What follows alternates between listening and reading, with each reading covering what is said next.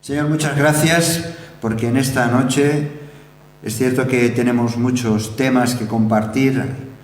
Hay preocupación en el corazón por diferentes situaciones personales que se están dando en la comunidad y entre otros que conocemos. Pero Señor, queremos sobre todo en estos momentos meditar en tus cosas, meditar en tu palabra y encontrar en ella esa guía que muchas veces y de ninguna otra manera encontramos en este mundo. Así que pedimos, Señor, tu dirección, el auxilio del Espíritu Santo para nuestra vida y en estos momentos al abrir tu palabra. En nombre de Cristo Jesús. Amén, Señor. Amén. Amén. Estaba expresando en esta oración que tenemos hoy una larga lista de temas por los cuales interceder, que luego estaré compartiendo entre los hermanos que estamos aquí presentes. Pero ahora vamos a meditar en la palabra.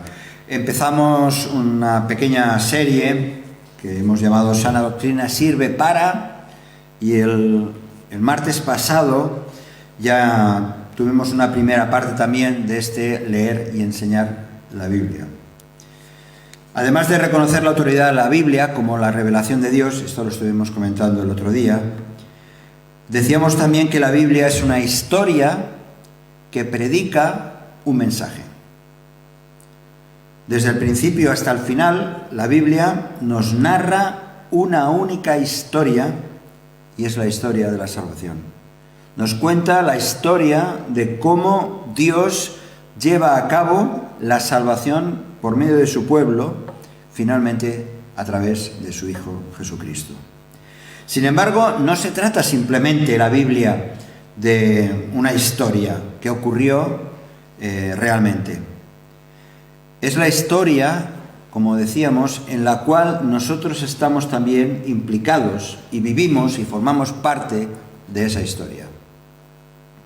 Formamos parte de esa historia porque la historia de la Biblia nos explica de dónde venimos, dónde estamos en nuestra relación con Dios, quiénes somos en realidad y a dónde vamos. Así que vale la pena. Yo no sé si alguno de nuestros queridos amigos o hermanos que están siguiendo desde la distancia han pensado seriamente en esto. La Biblia nos dice realmente de dónde venimos, dónde estamos, quiénes somos y a dónde vamos. También decíamos que la Biblia es un instrumento en las manos de Dios para llevar a cabo su obra redentora, para liberarnos, para traernos la libertad y poder tener esa relación con Él. Ahora, debido a que la Biblia, a ver, estamos con esta, a ver si puedo pasar. Ajá. A veces esto falla,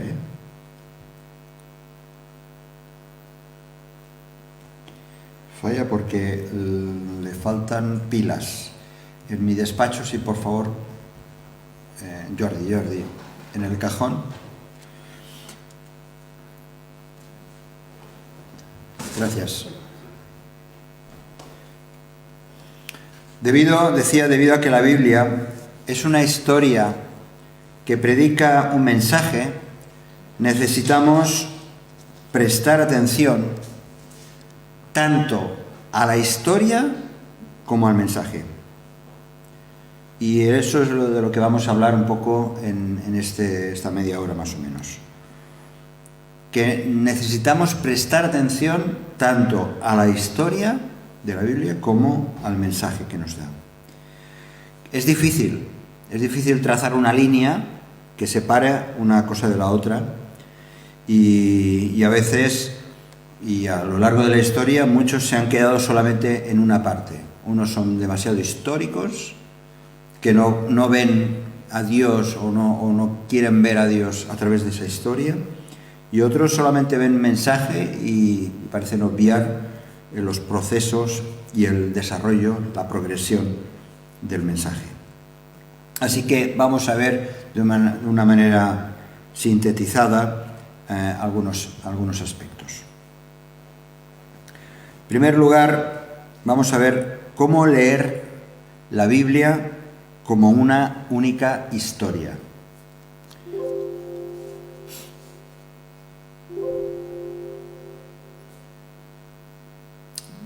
Esperamos ahora, sí, gracias. Tenemos aquí un equipo técnico tremendo. Gracias. El primer punto, pues, es cómo leer la Biblia como una única historia. La Escritura relata una historia coherente desde el principio hasta el final. Para ensamblar esa historia no es tan sencillo como leer simplemente. No es un libro que empiezo como tantas. Aquí tenemos un montón de libros, ¿no? Toda una biblioteca, y hay libros que son tremendos, ¿no? De no sé cuántas páginas, y hay personas que son capaces tranquilamente de leerse todo un libro con cientos y cientos de páginas. La Biblia no es simplemente un libro para leerlo en este plan, aunque sí que va desde Génesis hasta Apocalipsis. Pero es importante desarrollar la capacidad, tú cuando te acercas a la Biblia, es importante discernir cómo un pasaje de la Biblia encaja en la historia global. No son hechos aislados, sino que cada pasaje tiene un sentido dentro de lo que es la historia general. Quizá hay varios pasos que sería importante cuando tú te acercas a la Biblia para tener en cuenta. Si puedes, lee libros enteros, libros de la Biblia. La Biblia tiene, ¿cuántos libros tiene? 66. ¿65 o 66? 66 libros. Y a veces pensamos que son libros acumulados, pero sí es cierto que cada libro, que hay libros que estamos hablando que es de una página. Hay otros que son de 3 o de 30 páginas. Pero si leemos cada uno de ellos de una manera seguida, nos ayudará a entender una parte de la perspectiva general. Aprende la historia global de Israel desde los patriarcas, desde Abraham, hasta el regreso del exilio. Si vamos leyendo los libros y vamos comprendiendo que hay una historia que se va desarrollando, a medida que leemos esto podemos descubrir cosas tan interesantes como los diferentes pactos que Dios hizo a través de los siglos. Por ejemplo, tenemos el pacto de Noé, que hizo Dios con Noé. No vamos a leer los pasajes, todos ellos, solo vamos a leer uno. Más adelante, el pacto que Dios hizo con Abraham, hablándole precisamente de la descendencia que tendría y de la cual nacería la simiente. Más adelante, el pacto que Dios hizo con Israel, en Éxodo, capítulo 19, versículo 24. El mismo Dios haciendo un pacto con David, que iba a ser nada menos que de la estirpe de David iba a nacer Jesús. Y especialmente al nuevo pacto que Dios prometió a través de Jeremías. Vamos al libro de Jeremías, capítulo 31. Jeremías, capítulo 31, versículos 31 y 34.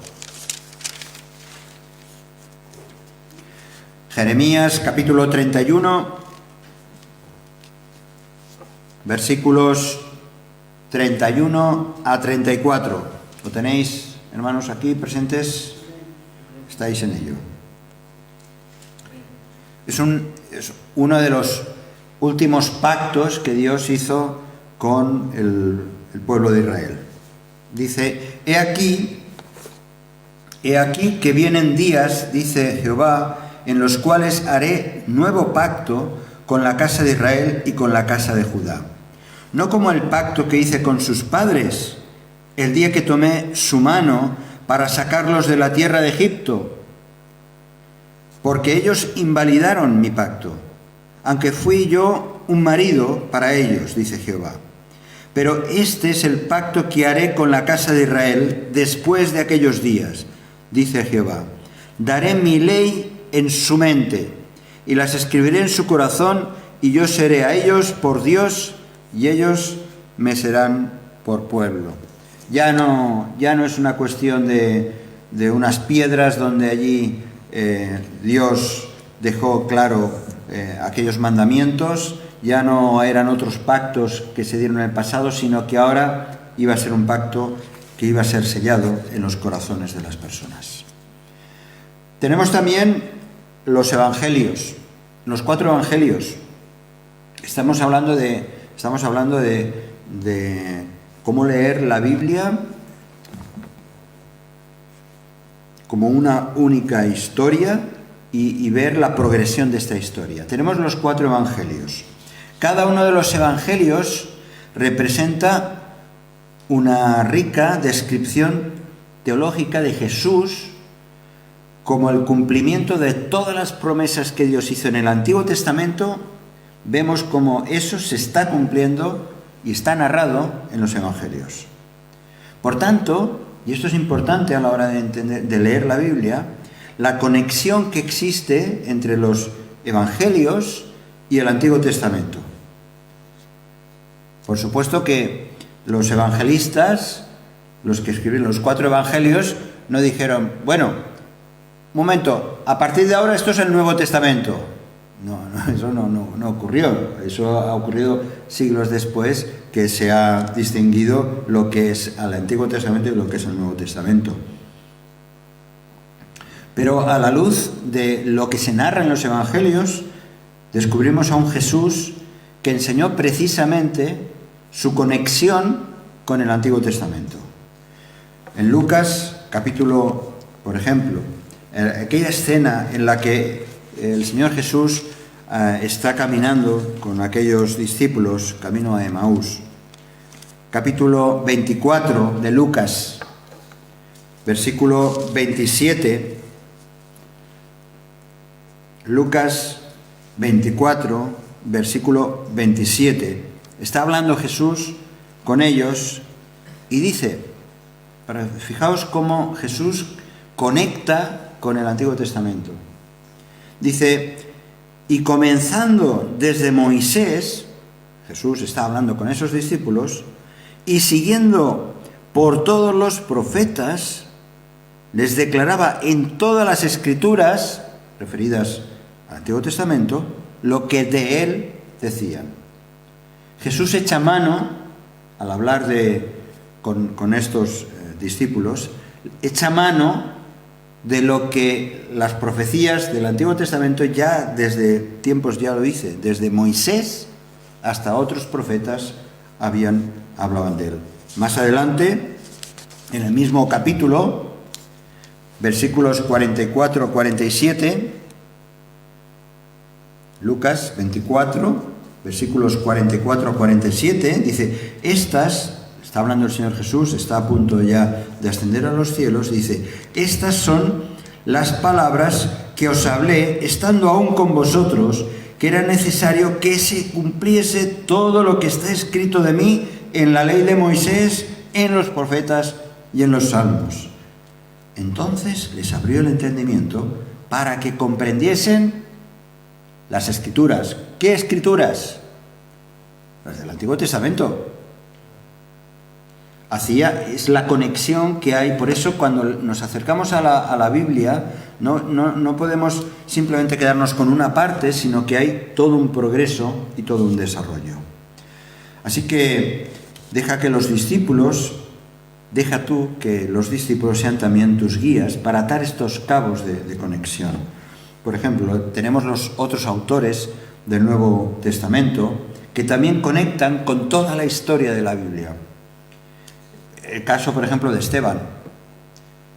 Magnífico el sermón de Esteban en Hechos capítulo 7, cuando va a ser ajusticiado y apedreado.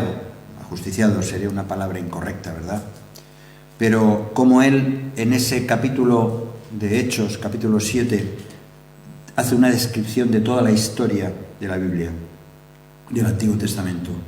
Tenemos el caso de Pablo, en Hechos capítulo 13, También hablando de que en Jesús se cumplen todas las promesas hechas a los padres, a nuestros padres, dice. Y más adelante en Gálatas capítulo 3 y 4, Pablo explica cómo el Evangelio cumple la promesa que Dios hizo a Abraham y al mismo tiempo pone fin a la era de la ley de Moisés. Se acabó aquella etapa. Y tenemos, por supuesto, la epístola a los Hebreos, especialmente los capítulos del 8 al 10, donde el autor explica cómo la muerte de Jesús es un cumplimiento perfecto y definitivo del sistema antiguo de los sacrificios del Antiguo Testamento. Así que, ¿el resultado cuál es? El resultado es que a través de la muerte de Cristo, los creyentes tienen perdón de pecados, nuevos corazones. Se cumple la promesa de Jeremías, de que he escrito: en vuestros corazones escribiré la ley, nuevos corazones y un acceso libre para tener esa relación con Dios. Y el sistema antiguo, del Antiguo Testamento, se ha abolido ya para siempre. Ya no es necesario sacrificios, ya tenemos aquel que se ha sacrificado por nosotros. Por eso hemos de ver la historia, cuando leemos la Biblia, hemos de ver en toda su progresión. Y cada parte que leamos, cada fragmento, tiene sentido porque forma parte de un todo. El objetivo de todo esto es entender la Biblia como un todo, la mejor manera para interpretarla y sobre todo para aplicarla. Porque a fin de cuentas, Dios ha revelado a través de las Escrituras para que nosotros no solamente entendamos aquello que ha sido revelado, sino que lo apliquemos a nuestra propia vida. A todo esto, los teólogos le llaman este tipo de lectura teología bíblica, la teología que traza el desarrollo progresivo de la revelación de Dios en las Escrituras. Hay una progresión en la historia. Es importante aprender las Escrituras de esta forma, para interpretarla, pero también para aplicarla sobre todo. Y aplicarla correctamente a nuestras vidas. Comprender dónde encaja cada pasaje dentro de la historia global nos ayuda a entender y a relacionar cada hecho y cada historia. Por ejemplo, las regulaciones o las leyes que se dieron de la impureza o de la pureza en Levítico, en el libro de Levítico, no son obligatorias para nosotros los cristianos. Están ahí. Cristo las ha cumplido. Por lo tanto, como las ha cumplido, las ha abolido. Ya no tienen significado para nosotros. Pero en este caso concreto sí que podemos ver que se sigue mostrando la santidad de Dios y su mandato para que nosotros también seamos santos, como dice en Levíticos 19, versículo 2. Es decir, eso forma parte de la Escritura, forma parte de la revelación, pero ya no tiene el sentido que tenía tiempo atrás, porque en Cristo se han cumplido todas las profecías.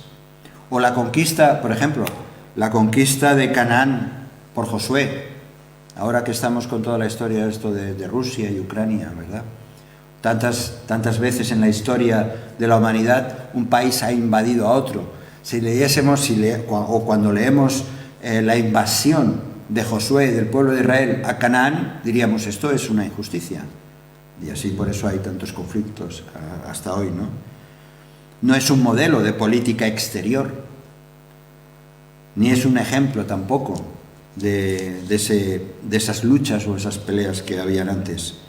Pero, sin embargo, fue un acto de juicio de parte de Dios con un plan y un propósito.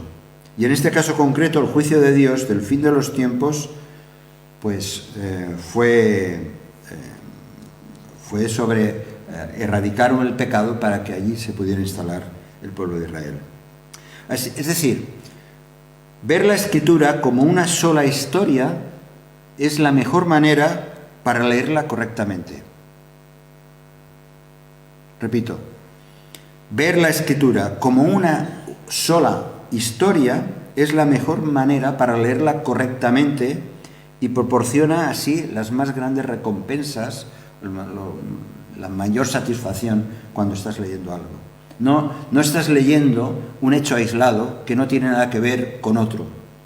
Es cierto que cada historia tiene su identidad, como cada libro.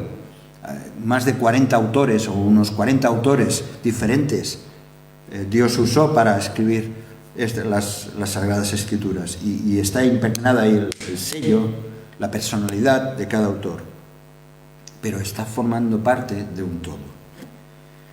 Hemos dicho cómo leer la Biblia entendiendo como una única historia, pero también cómo leer la Biblia para ver su mensaje. ¿Cuál es el mensaje? ¿Cuál es el mensaje? La Escritura no es simplemente una historia, es una historia, como hemos dicho desde el otro día, es una historia que predica un mensaje, que comparte un mensaje, una comunicación.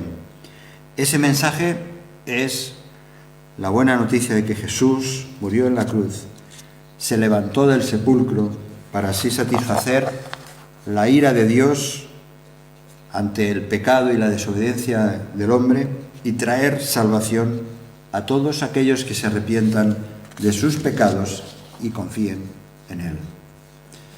Así como un árbol, a veces hemos visto, supongo que habréis tenido ocasión, sea a través de la televisión o quizá de una presencial, cuando hemos visto un árbol centenario, de aseos enormes, ¿verdad?, con tantas raíces, con raíces que ven que se pierden en la tierra y que tienen gran profundidad y amplitud. El mensaje del Evangelio también es así, conecta prácticamente con muchos temas de la Biblia, porque la Biblia aborda muchos temas, pero es un gran árbol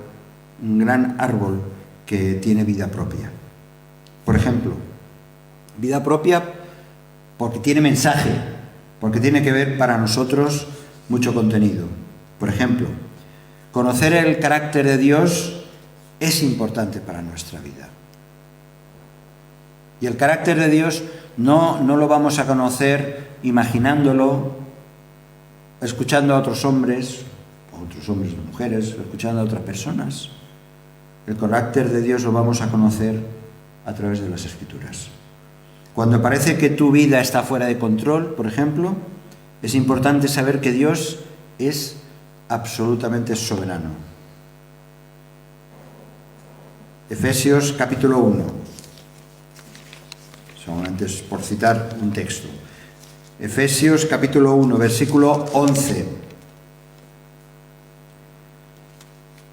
Dice: en Él asimismo tuvimos herencia, habiendo sido predestinados conforme al propósito del que hace todas las cosas según el designio de su voluntad.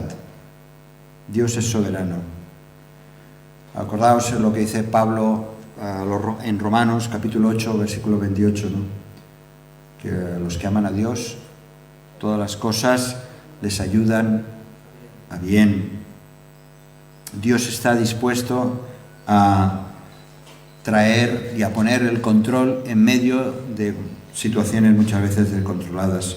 Cuando estás atravesando una prueba dolorosa, es importante saber que Dios es bueno, que Dios es amoroso, que Dios quiere siempre tu bien. Cuando estás agobiado por el pecado, agobiada por el pecado, es importante saber que Dios es un Dios de gracia, es un Dios de perdón, es un Dios misericordioso, lento para la ira, pero lleno de amor inmutable. Él promete perdonar nuestros pecados. Si hubiéramos pecado, tenemos un abogado, tenemos un intercesor entre Dios y los hombres, Jesucristo. Cada faceta de la enseñanza bíblica es pertinente para nuestra vida. Tanto la enseñanza es acerca del carácter de Dios como las obras de Dios, la naturaleza de la humanidad el mundo que habitamos, el plan de Dios para el futuro, cualquier cosa de eso es útil para nosotros. Y es necesario que la vayamos descubriendo. Para ayudarnos a conocer y entender mejor el mensaje, para entender el mensaje de la Biblia, deberíamos tener en cuenta lo que algunos conocéis bien o estáis estudiando, o estáis aprendiendo, esas ciertas reglas que se llaman de hermenéutica o normas de interpretación. Pero no hace falta complicarse demasiado. Hay cosas muy simples que las hemos de tener en cuenta a la hora de acercarnos a la palabra de Dios. En primer lugar, tener la convicción de que la Escritura es la palabra de Dios. Y por lo tanto, si es la palabra de Dios, es veraz y confiable. Dice la verdad y puedo confiar en ella. Esa es la mejor manera de acercarse a la palabra de Dios. En segundo lugar, leer con atención. Cuando leas, lee con cuidado cada historia, antes de emitir un juicio. Vamos muchas veces con los prejuicios, lo que yo pienso de lo que voy a leer. Y es un error. Hay que acercarse a la palabra de Dios con atención y con cuidado para leer cada historia, cada situación, cada explicación, pero sin antes emitir un juicio. En tercer lugar, no interpretar lo que no está escrito.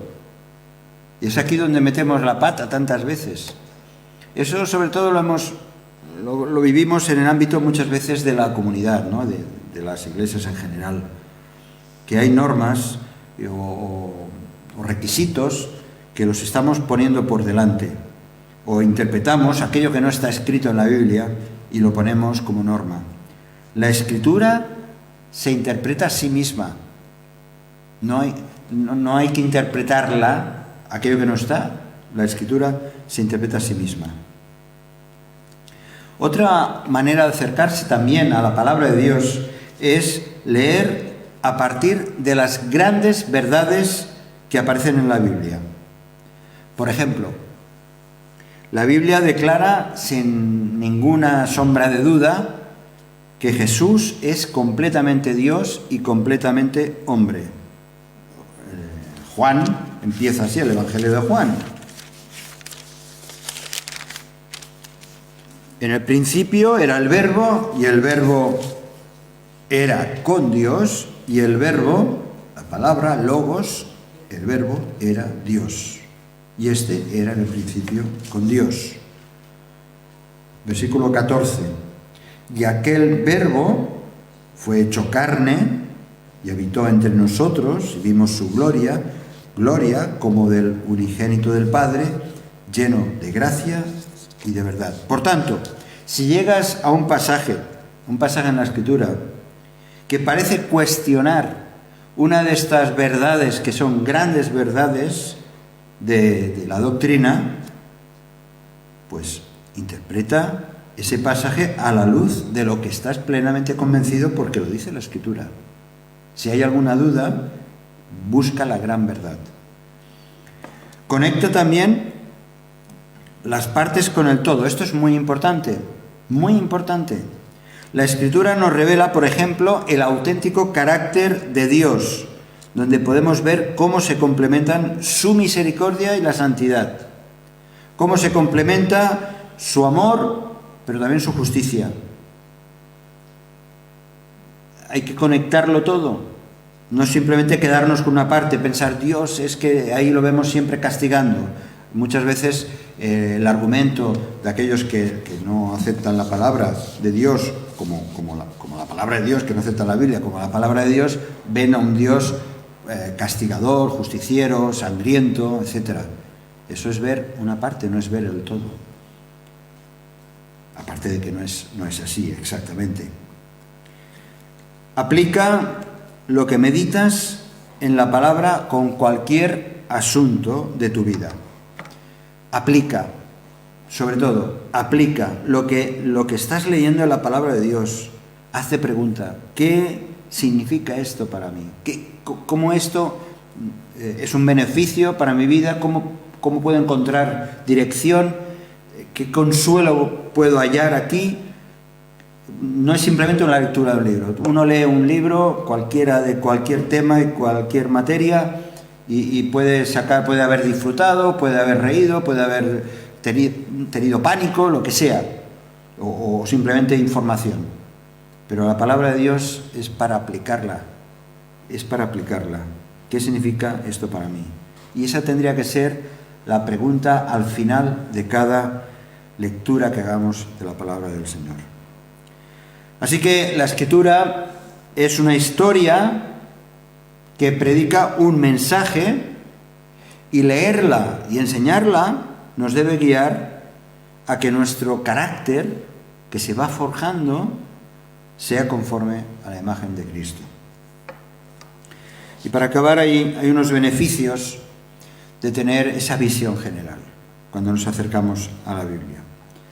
Un primer beneficio de la sana doctrina es que nos proporciona una visión general. Y esa visión general nos ayuda a entender los detalles de la Escritura y no al revés. Repito, que uno de los beneficios mayores es que al tener una visión general, esa visión general nos ayuda a entender los detalles de la Escritura y no al revés. Voy a poner un ejemplo.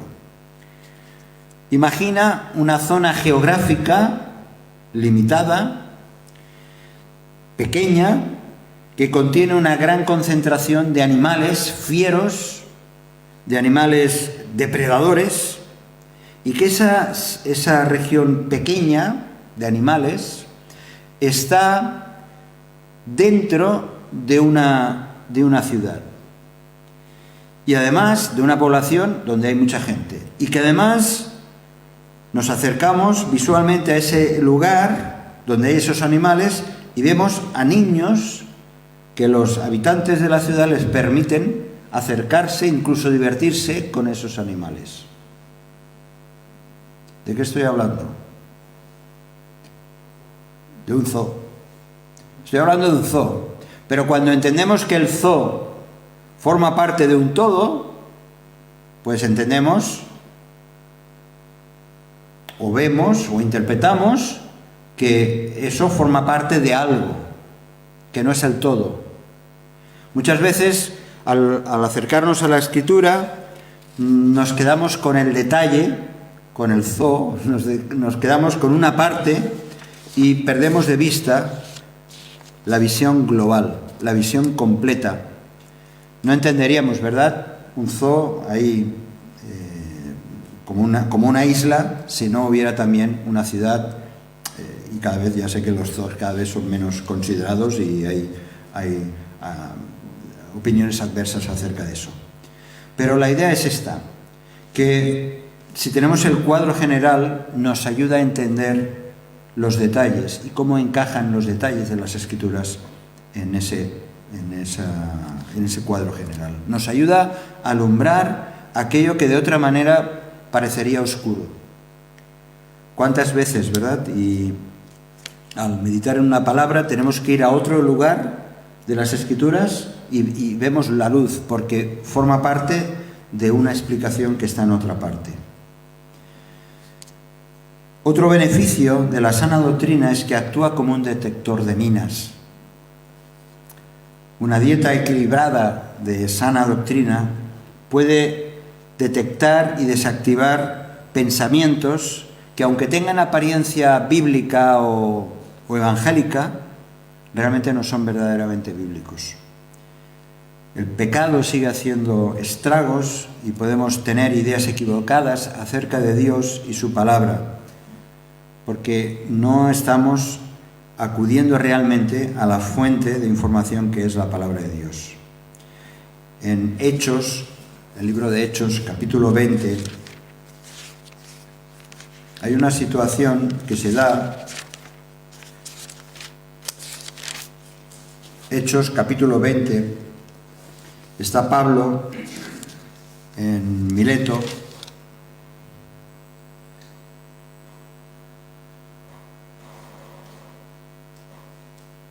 y leemos en el versículo 26 y 27, Hechos 20, capítulo 20, versículos 26 y 27, dice: por tanto yo os protesto.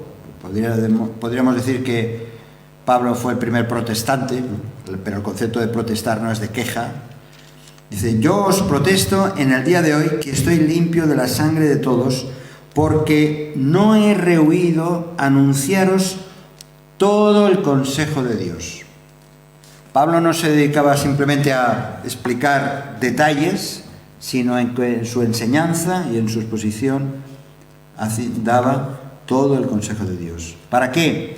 Para confrontar a aquellos creyentes que pudieran confrontar con esas minas, con esas ideas que no tenían nada que ver con la revelación divina.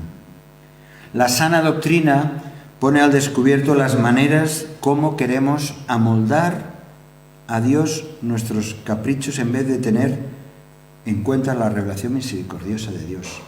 La sana doctrina lo que pone es un espejo delante. Cuando yo conozco el contenido de la palabra de Dios, cuando conozco el mensaje, puedo detectar aquello que no forma parte de la palabra de Dios. Y por último, la sana doctrina es una protección contra la falsa enseñanza. De esto estuvimos hablando unas cuantas semanas sobre las falsas doctrinas. La Escritura habla claramente que los falsos maestros serán siempre una amenaza para la Iglesia. Hechos capítulo 20, también en este mismo pasaje, versículos 29 a 31, Pablo dice: porque yo sé que después de mi partida entrarán en medio de vosotros lobos rapaces que no perdonarán al rebaño, y de vosotros mismos se levantarán hombres que hablen cosas perversas para arrastrar tras sí a los discípulos. Por tanto, velad, acordándoos que por 3 años, de noche y de día, no he cesado de amonestar con lágrimas a cada uno. ¿Y qué ha estado amonestando? Todo el consejo de Dios. Tristemente, los falsos maestros siempre conseguirán que alguien les escuche. Lo han habido en tiempos ya del inicio de la Iglesia, hace 2000 años, y lo siguen habiendo hoy en día. El mejor antídoto contra el apetito de falsa enseñanza es una dieta constante de la sana doctrina. Hemos de tener unas bases sólidas que estén basadas en la palabra de Dios. Así que, ¿cómo acercarnos a la palabra de Dios? Pues teniendo bien claro que es una historia completa, pero que es una historia que anuncia un mensaje. Y si tenemos claro el mensaje, no solamente podremos disfrutar, sino que además podremos ayudar a otros a que también vayan conociendo todo el consejo de Dios. Así que el Señor nos ayude a que, como decimos al principio, ¿no?, la sana doctrina sirve para leer y enseñar la palabra, y para eso hay que entender bien que es una historia que predica un mensaje. Si este mensaje te ha bendecido o te ha ayudado en algo, puedes suscribirte a nuestro canal de YouTube. También conocerás nuestra comunidad, la Asamblea Bíblica del Camp de Tarragona, en Cambrils, España, a la que estás cordialmente invitada o invitado. También puedes seguirnos por las redes sociales. Los enlaces los encontrarás aquí abajo y podrás visitar nuestra página, así como conocer nuestros programas radiales y podcasts de Yum Radio. ¿Qué? ¿Te suscribes ya a nuestro canal?